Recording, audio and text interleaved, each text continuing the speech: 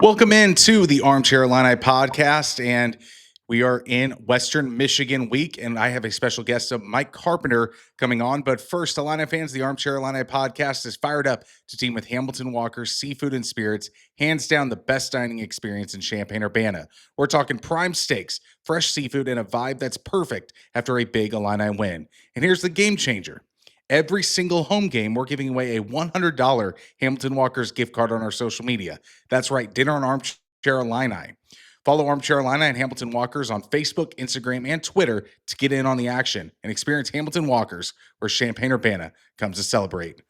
Mike Carpenter from the 200 level, formerly of the Tay and Carp show back in the day whenever I was with the Jeremy Warner show, and I'm always happy to be talking with Mike Carpenter. Carp, how are things today? Great, man. I appreciate you having me. I'm glad you're doing this podcast. Glad you're back at it. So not only that, but we actually have things far different to talk about than we did back in the 93.5 days when we were suffering through the dredges of the Lovie Smith era. So it's a very nice contrast to the conversations I know you and I, Trevor Isaac, all of us had in that office adjoining the studio, just trying to make it through those lean years. So what goes through your mind whenever you see a number 9 ranking for Illinois football? Illinois basketball, it was kind of the regular back in the early 2000s and into the Bruce Weber era where you were top 10. And with Illinois football, it's kind of unique, and especially being in front of teams like Notre Dame or Texas A&M and all these powerhouses. What does it feel to be number 9 in the country as a fan?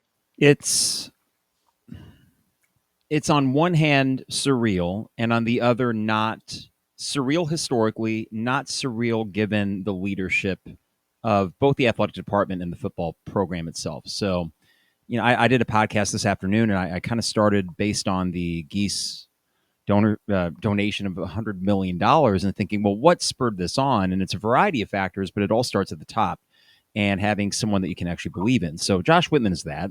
And then there's a trickle down effect with the second football hire. And I think we, for the most part, rightly excuse the first because he swung for the fences with Lovie, but made a very calculated and ultimately great hire in Bret Bielema. So it is surreal historically because there was the Sugar Bowl year where they were top 10 going into the bowl game. There was the Rose Bowl year, but the highest they ever got rankings-wise, I think that year was 20th, maybe 17th or something before the bowl game. And what I love, though, is I walked through the lot Saturday, and I think you're going to be down as well for it. Absolutely. The buzz in the air is, I think a lot of fans are taken to it pretty quickly. I mean, this is a good reality to be in, and while it might be surreal if you think about it too long, on the other hand, welcome it and embrace it, and that's what I'm doing. I mean, it certainly adds this juice to the fall football Saturdays that I already had to begin with, but now it's just tenfold. I mean, when you're selling out Western Michigan, when you've seen the block I in the past be just a quarter full for those games, even if Illinois was going to win by 20 points, it didn't really matter. It was like, oh, that's the ho-hum victory. Illinois is going to get blasted by Minnesota this next week. That was kind of the attitude here. But now it just is crazy because you could be in a college football playoff and you could host a college football playoff if the cards turn correctly. I mean, the leadership of Josh Whitman, is this the best leader that Illinois has ever had in your lifetime? I know you wrote a book about Illinois, and so great Josh Whitman compared to ADs in the past. Yeah, in my lifetime, 100%. Ron Gunther was the first one that I knew, and he would have started in the early 90s after John Makovic left for Texas. And my issues with Ron Gunther over the years were kind of summarized by Stephen Bardo when he was on Tay and J way back in the day. And this is, I think, after Mike Thomas was hired, and we all maybe had some hopes and dreams for Mike Thomas at the time. That didn't really pan out. But, Stephen Bardo referred to, and I'm not paraphrasing here, this is a direct quote, the University of East Central Illinois is how he viewed the athletic department and its operations. And growing up in Urbana and being a stone's thrown away from Memorial Stadium in the Assembly Hall, it felt that way. I loved it. It was our little club, and I was glad to be in it. But there was never any notions, truly, of this program being a national brand.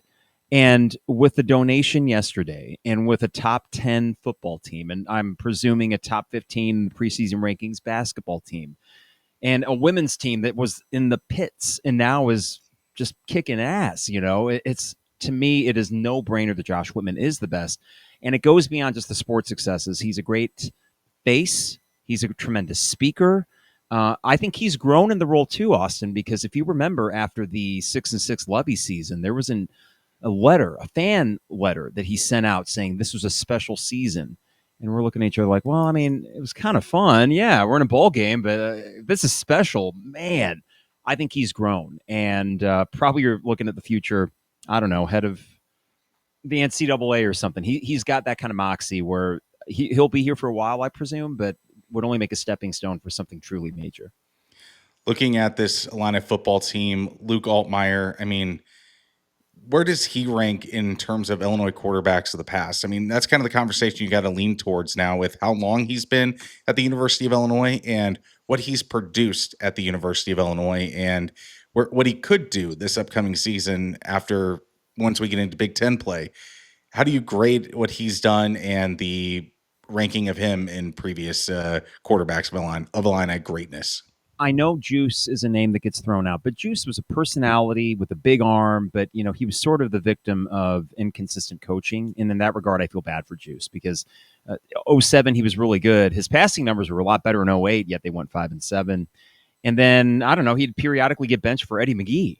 And Eddie McGee was pretty good, but as much as I love Juice, he's not at the top of that conversation. Kurt Kittner is my choice because that was a very formative time for me as a football fan. And he did have the Micron PC Bowl win in 99. He had the Sugar Bowl run in the Big Ten Championship in 01. I think Luke has a lot of those qualities because, Kurt Kittner was not maybe the biggest or the fastest or strongest guy, but he was a gamer. He was really good in fourth quarter situations, just like Luke. Luke probably has a bit more NFL pedigree and measurables, but I think the similarity between the two of them is that when they are under center, you feel that if you're within a score in the fourth quarter, you might have the better quarterback on the field. And what's exciting as I look through the rest of this season, now that you got the Darian Menza, him and the godlike status which was bestowed upon him before the game, he's really good. He's really good. How many other quarterbacks are we going to face that we would take over Luke? And as I stare at the schedule, even looking at Ohio State, I don't think I'd trade him for anybody. That is a rare position. And for that alone, and for his numbers and the wins, yeah, the best quarterback since probably the Mike White era, which was very different, but you'd have to go back to the Tony Easons and the Jack Trudeaus. Jeff George was a year, maybe two. But yeah, I think as a college quarterback and a winner, Luke has every ability to be number one. He really does. And that's one speaks to our not so great history. But on the other hand, when you consider what he came into and how much he's grown, I think it's just a tremendous story to see how much he's turned into the guy. And he's embraced that. We'll get back to Carp, but the Armchair Illini podcast is pumped to team up with Campus Inc.'s official Illinois NIL store. Get officially licensed gear from your favorite Illini stars, Luke Altmyer, Terrence Shannon Jr., Kofi Coburn, and many more. Support your favorite athletes and rep the orange and blue. Use code Armchair Illini for 15% off today. That's code Armchair Illini for 15% off today. Carp, you look at this Duke game. I know there was a lot of turnovers by Duke and almost giveaways with the way they were turning the ball over. But what did you make of the first half and how the Bret Bielema team adjusted into the second half? That was the most encouraging thing to me. I got to give a special shout out to Barry Lunny, who I thought called a pitch perfect second half. And what's so funny about that is it started with a 3 and out. And then they had 2 8s on the field. And the rest is history, fortunately. And so, yeah, there was some luck sprinkled throughout. I thought that Jeremy and Jane Lehman on their Monday podcast spoke to this pretty well. They were borderline giveaways because Duke at the end of the day is a Manny Diaz team, which is just one step to the side of a Ron Zook coach team, which is to say talented but ultimately dumb. And they were dumb and they made mistakes. But a lot of those turnovers, I'd say the majority except for the muff punt, were Illinois' defense being opportunistic. And as Matthew Bailey said, like, my eyes are laser beams on that ball. So you got 2 strip sacks, I think 2 picks. I think that was a split. And so the defense, while I got to give all the plaudits to the offense for how effective and efficient they were in the second half. I actually think there's something exciting about what's happening with Aaron Henry's defense, which is they seem to have an identity, which is we're not going to give up the big play. And usually you'd think, okay, well, that's bend, not break. But then they have this uncanny ability with the studs that they do have to get the ball out of the opponent's hands. So it's a weird mix. Usually you think aggressive defenses get the takeaways. This isn't that aggressive of a defense. They kind of hang back and let you make the mistake and pounce on it. And I think that'll play in a lot of games that they have coming up. Outside of the Ohio State game, what game keeps you up the most? I feel good about Indiana. And not just because I'm going there and it got the primetime slot and I'm pumped. I mean, you know that environment is going to be insane, but I really think the Nebraska game last year was a good training ground for that. I feel good about that. As one could before an Indiana game on the road. But USC is the tricky one. And to me, if you were to tell me right now, let's just split those two, I'd take it. Because I do think as the schedule unfolds, and if this team goes into Washington or they have that November stretch with a CFP bid on the line, I think they'll take care of the business as they need to. But it's probably the USC game, though. What have we learned about them? Nothing. And do I trust Lincoln Riley coming to the Midwest? No, I don't. They lost to Minnesota on the road. Yeah, and not only that, what was I think 7-5 last year, maybe 6-6 at worst. I know they have the talent. I know they have the resources, but the one thing about this Illinois team that helps me sleep soundly, it's the experience, it's the continuity with both the coaching staff and the personnel, and it's the fact that if you come into that USC game, which is the one other than Ohio State that would keep me up the most as time goes on, I'm thinking, well, wait a second, like. If I go into that stadium on, let's say, 2:30 on that Saturday, September 27th, for homecoming with a packed crowd, and they have the opportunity to either go 5-0 or they have the opportunity to make up for a loss at Indiana, I'm stopping myself and thinking, why am I worried about that? And this is the flip, Austin. This is the flip between how I used to think about Illini football and how I feel about it now. It is such a mental 180 from the, oh, God, not again, or the worst is going to happen to, yeah, we'll take care of it. I mean, that honestly, more than the number 9 ranking, is the thing that I'm finding most surreal. That I'm actually, we'll get it done. We'll take care of it.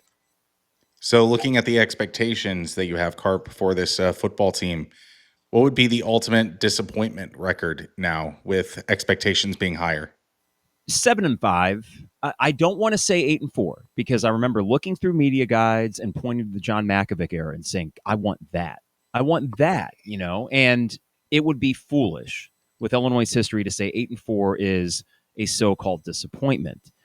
A lot of things can happen in a football season. If a Gabe Backus were to go out for an extended amount of time, I like the defense, but I like it a lot more with him out there. If a quarterback goes down, I liked what I saw from Ethan Hampton's one throw, and I like what he did in Notre Dame last year. But again, these variables. But the good news is, Austin, I think that even if that were to happen, I think they'd still go 7-5 at worst. That's where I think you raise that floor. And to me, the 9-3 prediction I had at the beginning of the season, I'll stick with that because it is such a long season. But that was kind of contingent on leaving the Duke game feeling uncertain.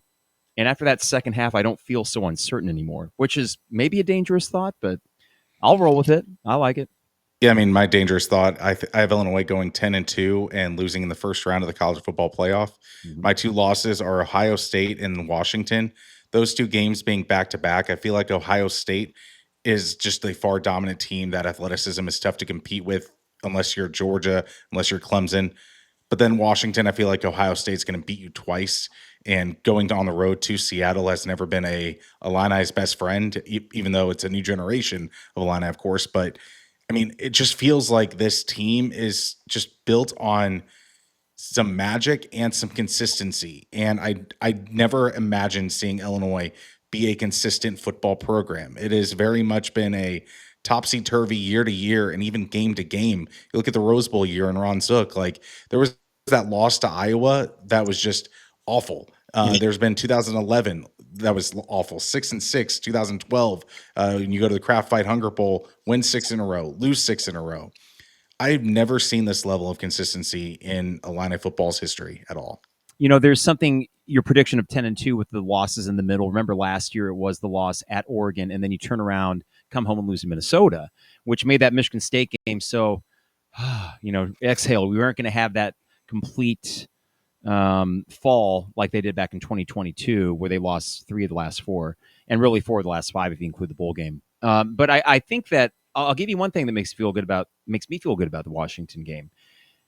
Post bye week. So regardless of what happens against Ohio State, though that is a tough environment, and Washington to me feels like the ultimate trap game.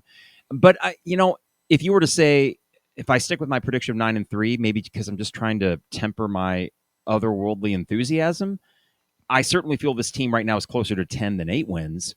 And absolutely, the fact that I'm for regular season, and the fact that I'm saying that is okay. Yeah, it's weird to have these conversations, isn't it? But isn't it so refreshing? And as I said on my podcast today, I think we deserve this as much as any fan base. And I'm happy in a very broad sense for Illinois fans of any age, of any generation, how long they've been watching this program, because they've always been there, Austin. The 63-0 Iowa loss was in a rainy November, cloudy, disgusting day. Lot 31 was a mud bowl, and there were probably still 25,000 people in that stadium. I know that's not a sellout, but it's not nothing. And that always told me that there was a foundation. There was a fan base that was ready to come out if this thing showed signs of life. They have, and now we have a sellout for Western Michigan. And you have $100 million donation to the University of Illinois. It really feels like a Dr. Evil number, just out of this world kind of donation. It wouldn't be a Illini podcast if I didn't ask you a couple basketball questions. So we'll wrap up with that.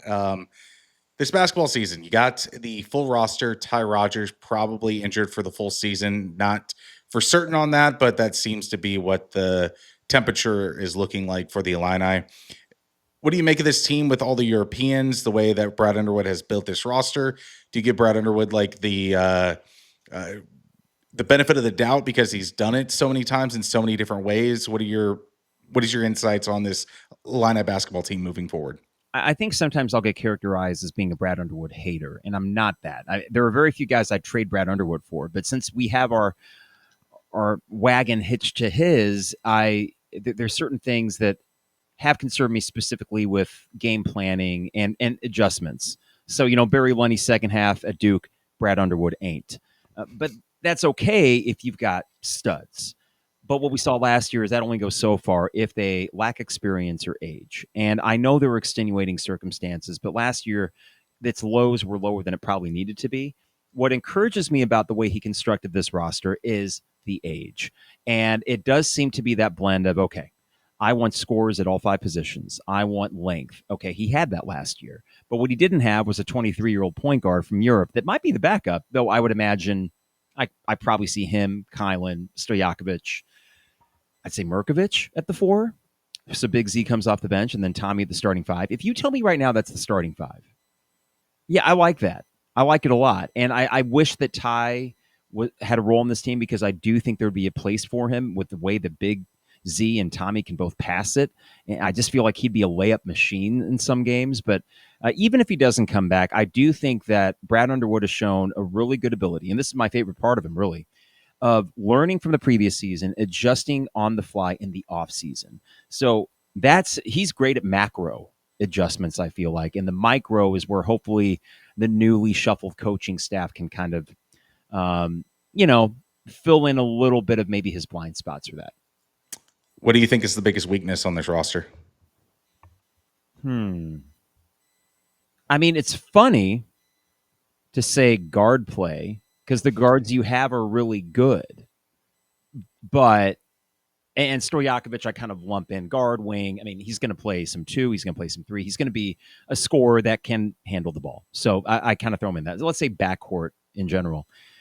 A lack of depth maybe there, but you feel great about the guys that are there. I think that if you stay healthy, and I know Stojakovic, there's a knee sprain or something, but I think you're far enough out where I'm not too worried about that. I think the strength is your interior. I'm really excited for Merkovich, because I feel like that is a perfect blend of the skill that Brad Underwood wants, but also some of the interior toughness, which last year's team simply lacked.